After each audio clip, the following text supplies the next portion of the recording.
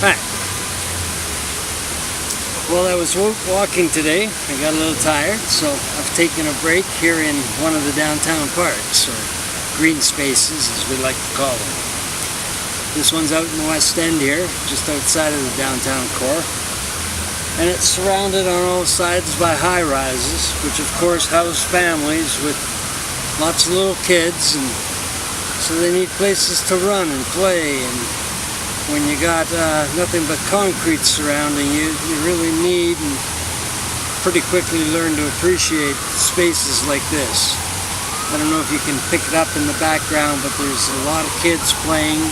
I've got the camera turned this way because, of course, parents tend to get a little nervous when they see people taking pictures of their kids, and rightly so. So I've got the camera facing me, and I'm sitting in the back end of the green space up by the fountain, which I might be able to just give you a quick turn over that way for a second. I don't know if this is going to pick it up, but there's a lovely little fountain over there. There's a nice little fountain over there, or waterfall basically, and that's where I'm sitting, just so I'm not actually taking pictures of the kids as they're playing. I don't want to have anybody think that I'm stalking their kids. But I wanted to show you the area if I could. Maybe I'll get some still pictures of the area later when I can be more careful where I'm pointing the camera. It's so nice. It's a beautiful day out. And even though I live right in the downtown core, it's one of the reasons I come out here actually. Living right in the downtown core, like right down in Hastings in Maine, the one thing you don't see too much of is children. It's there we don't have a whole lot of green space. We've got Crab Park, which right now is under a bit of an attack by the ports. They're extending their port out into the water from where it has sat all this time, and if they have their way about it and they extend it as far out into the water as they're planning, it's going to completely eliminate it's going to completely eliminate our view of the mountains and just about everything else. We're going to be kind of trapped in between this port that is working 24 hours a day with their big loud machines and their trucks coming and going and all the loading and all the regular activity that goes on at a port. That's going to be going on 24 hours a day, and it's just going to completely take away, well, the entire atmosphere of the of the park. And it's a shame, because when the people in the downtown core had no parks, they actually protested with a major sit-in and march and all kinds of things just to get that piece of land. And the government finally gave in and turned it into a park for the people of that neighborhood. This was many years ago. And until now, we've always had that park. It's been known as the neighborhood park. It's our green space. And now here, we've got the port doing their best to take it away from us.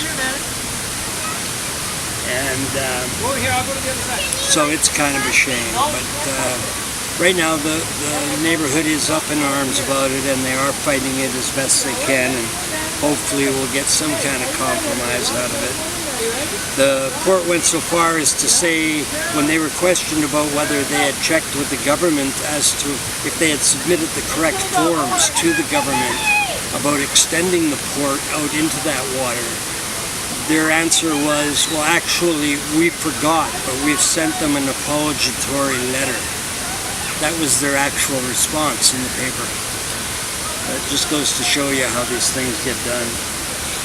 But anyway, so like I say, these parks are very important, and so like for people like me, I like to get out into them once in a while because I miss the sound of kids playing. And it's one thing we don't have in our area. People don't want to raise their kids at Hastings in Maine, I can assure you. So, yeah, now that I don't have kids of my own, it's something you don't notice it's gone until it's gone. And then once it is gone, you really miss it. Hearing the sound of kids playing in the afternoon, or, just running around and doing what kids do. So, yeah, I like to, when I'm walking, stop in one or two of the parks and just listen to them playing.